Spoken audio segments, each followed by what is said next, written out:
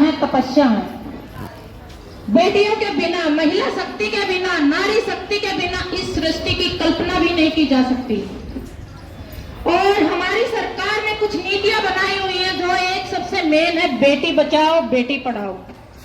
सबने सुना है बेटी बचाओ बेटी पढ़ाओ, हर जगह लिखा होता है बेटी बचाओ बेटी पढ़ाओ। मैं एक चीज कहती हूँ, जब से ये नीतियां बनी है तब से तो बेटियों के हालात और ज्यादा खराब हो गए हैं। ये नीतियां सिर्फ कागजों पे कागजों में चल रही हैं। असलियत में कितना क्या हो रहा है ये आप सब अच्छे से जानते हो। बेटियों के हालात क्या हो चुके हैं, बेटियों के हालात कितने बदतर हो चुके हैं हमारे समाज में। और क्या ये नीतियां काम कर रही हैं बेटियों के लिए? नीतियां सिर्फ कागजों में लगा के छोड़ देते हैं। हमारे बेटियों का सम्मान नहीं बचा पा रही है नीतियां। इसके लिए हमें आगे आना होगा। हर बेटी को, हर माँ को अपनी बेटी के लिए खड़ा होना पड़ेगा। समाज की विचारधारा को बदलना पड़ेगा। कहते हैं ना कि अपनी बेटियों के लिए खड़ा हो जाइए, क्योंकि सत्ता चलाने वाले बेऔलाद बैठे हैं। हमें खुद आगे चलना होगा अपनी बेटियों के लिए, उनके हकों के लिए।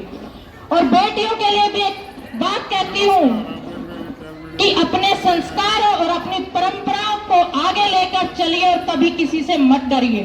एक बेटी को हमेशा ये कहना चाहिए, I am not a girl, I am a doctor, I am not a girl, I am a engineer, I am not a girl, I am a lawyer, और I am a not a girl, I am the leader of my life. कि मैं अपनी जिंदगी की lead मैं करूंगी, मैं leader हूं अपनी लाइफ का। हर महिला को यह सोचना चाहिए कि मेरे अंदर वो शक्ति है। जब मैं देश को चला सकती, जब मैं सृष्टि मेरे बिना नहीं चल सकती, तो हमें क्यों दबाया जाता है? अपने हकों के लिए खड़ा होना पड़ेगा।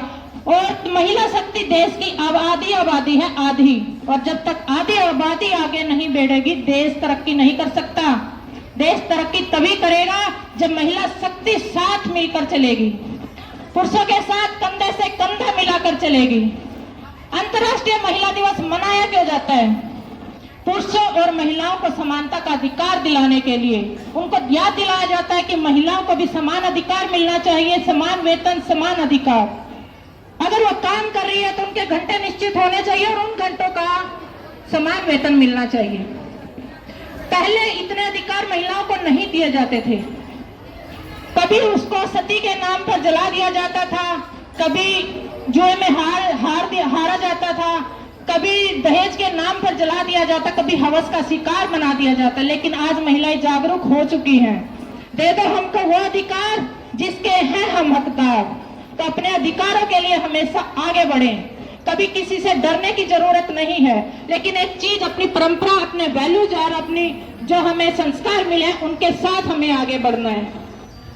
हमारी वीरांगनाओं ने बहुत अच्छे, हमें विरासत में हमें बहुत अच्छी परंपराएं, बहुत अच्छे संस्कार हमें आगे आने वाली पीढ़ी को देने हैं। और अपने अधिकारों के लिए हमेशा लड़ते रहना है। अगर चीज प्यार से ना मिले तो छीन लो। इतने कमजोर नहीं है हम। महिला शक्ति पे तो गाने भी बने हुए हैं, कोमल है कमजोर नहीं तू, शक्ति का नाम ही नारी है, जग को जीवन देने वाली, मौत भी तुझसे हारी है।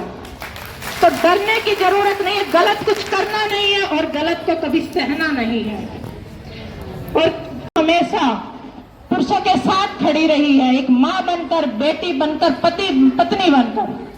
और उसके बिना सृष्टि चल नहीं सकती।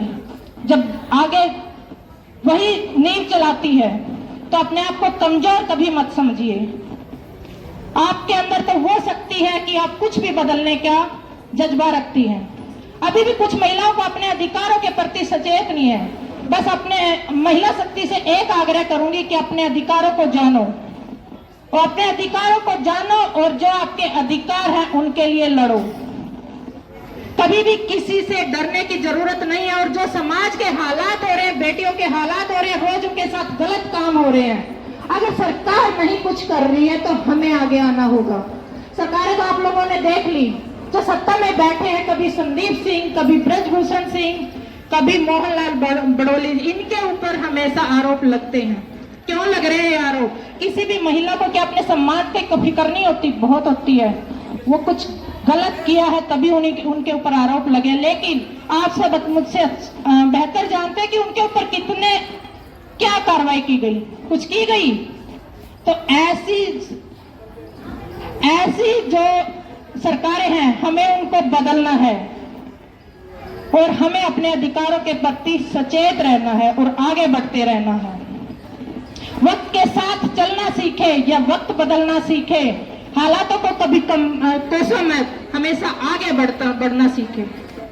तो जय हिंद, जय भारत, महिला शक्ति जिंदाबाद, महिला शक्ति जिंदाबाद। बहुत बहुत धन्यवाद। धन्यवाद बहन का। क्या नाम आपका? बहुत ही अच्छी बात बताई हमारे को। अनीसा, साथियों रीसा, अब हमारे बीच में सीपीआईएम पार्टी से हैं जिला सचिव साथी जगपाल राणा जी, वो आएंगे और